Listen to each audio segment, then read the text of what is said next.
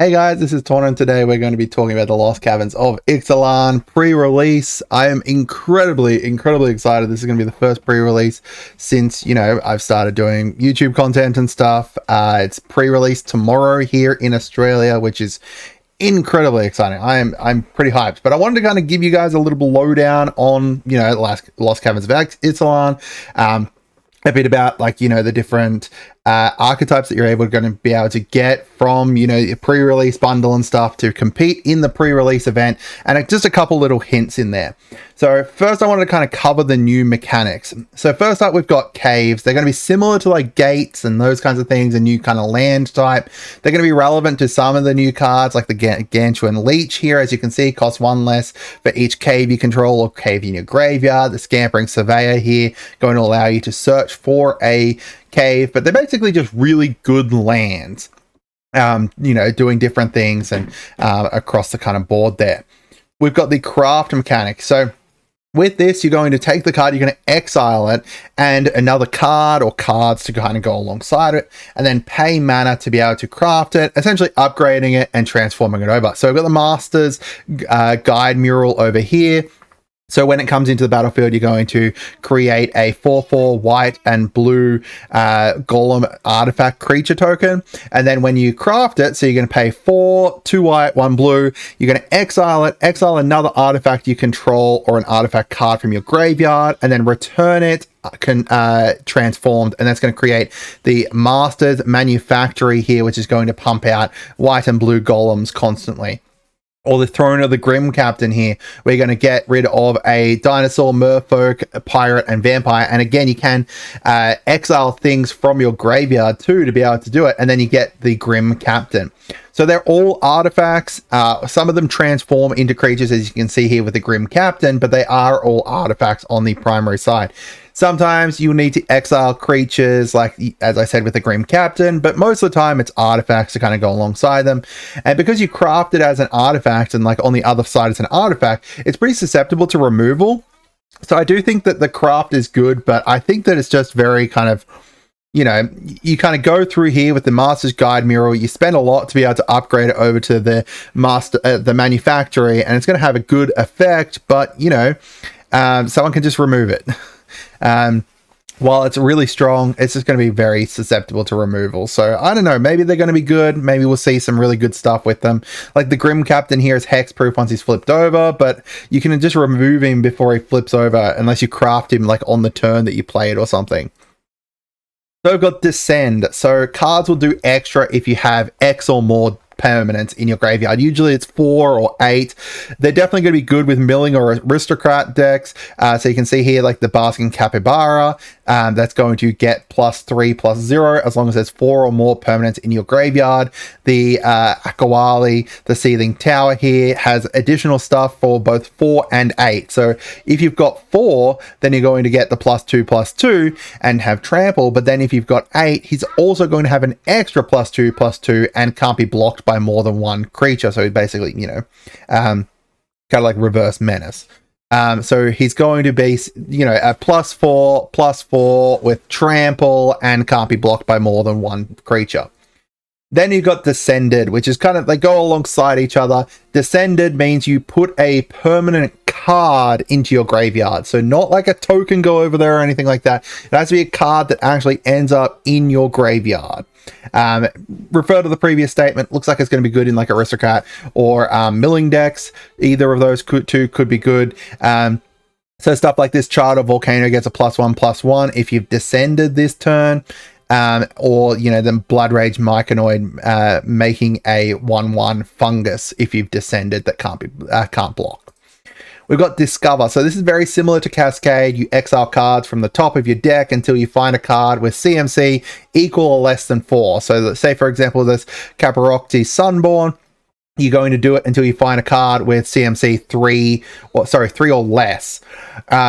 From there, you can either play it for free or you can put it in your hand. So it looks bonkers strong. It looks like a better version of Cascade, because sometimes when you had Cascade, it could, you know, fizzle out. While this here, you can go through, you can find, like, you know, an instant. And while you could play it instantly, sometimes it's not going to be great. So you just kind of can put it in your hand and have it available for later. Hit the Motherlode looks crazy, because if you're going to discover 10, which is going to be able to play, you know, most cards. However, if you pull something, you know, like a 3 cost, then you're going to create 7 tapped treasure tokens alongside it, basically making up the difference between the 10 discover and the 3 mana cost. You've got the map tokens here. It's basically explore, but for later. They're created by a whole bunch of different cards, and it allows you to save them up. You can use them, you know, just as token artifacts, or you can use them to kind of explore on creatures later on that, you know, might not have access to explore normally, or you know, to buff something up, to put a +1/+1 onto it, or just like if you happen to run out of lands or something, you've got that option there to be able to use them later. So some notable other mechanics here, the god cards I wanted to talk about as well. There's 1 god for each color. They're all monocolored. They all transform into a land upon dying, and then can be transformed back for mana and meeting some criteria. So you've got Aklasotos. I'm awful with names, sorry. When he attacks, each opponent is going to discard a card, and for each opponent that can't, you get to draw a card. And then whenever an opponent discards a land, you're going to create a bat token. So then when he dies, he's going to transform into this Temple of the Dead, which is just a normal land. It's going to add 1 black mana, and then you can transform it back if an opponent has 1 or fewer cards in hand. So if, you know, someone's got barely any cards, it's not going to be, I don't think that's the best of ones, unless you include a whole bunch of cards that force enemies to discard alongside him or something. There's some other ones that, you know, transform if you attack with a certain amount of creatures, or transform if you deal non-combat damage. A lot of really cool stuff, but these ones look really good. So the draft archetypes here. So blue and white, you've got the crafting and artifacts. They focus a lot around the artifacts and a lot about the crafting mechanics and stuff.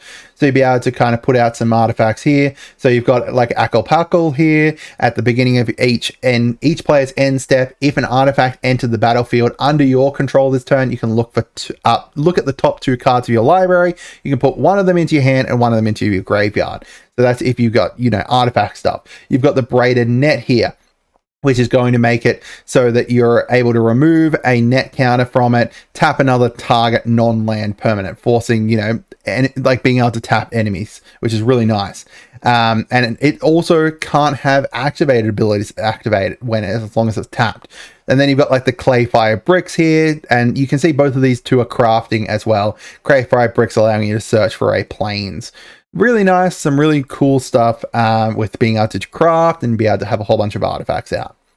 You've got the tapping mechanics of the red-white here. So Caparocti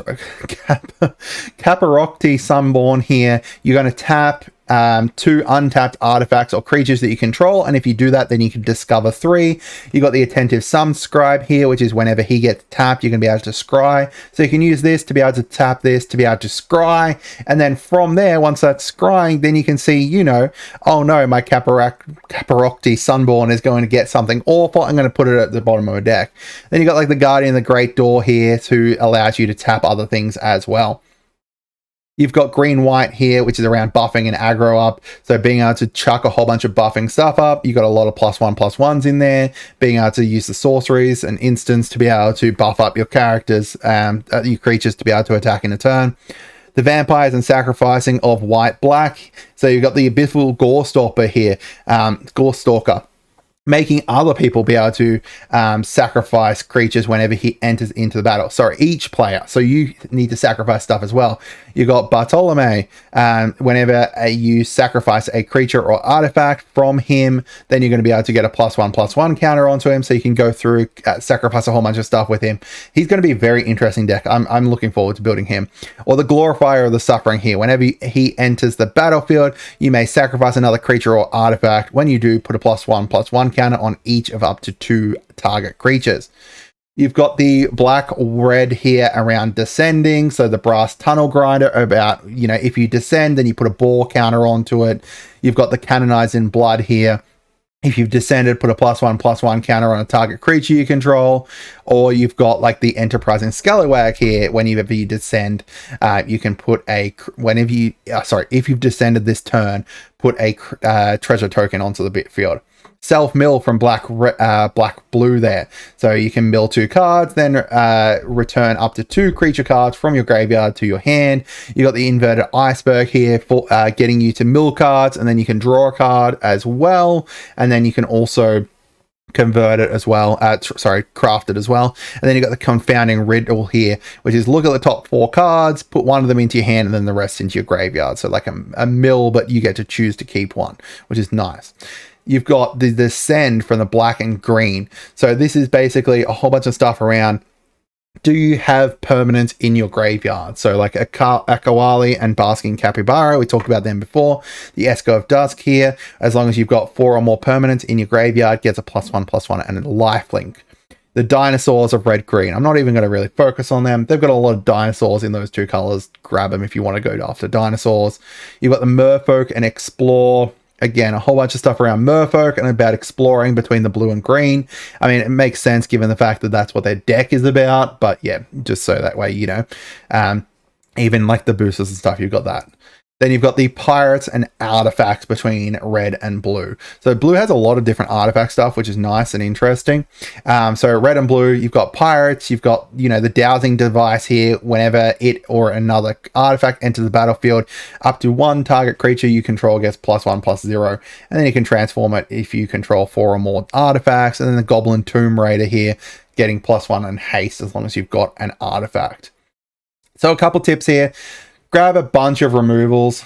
If you're building your deck, just grab a bunch of removals. You need it. Big things are going to come out. You want to make sure that you've got some counters for them to be able to stop them and everything. You know, there's a few different options in here that get lost, making it so that, you know, you can get rid of something and then the enemy gets 2 map tokens. Map tokens are pretty good, but, you know, for some people, they're not going to be super useful. The Dusk Rose Reliquary, making it, you know, it's got Ward 2 to start with, and then when it enters the battlefield, exile a target artifact or creature until it leaves.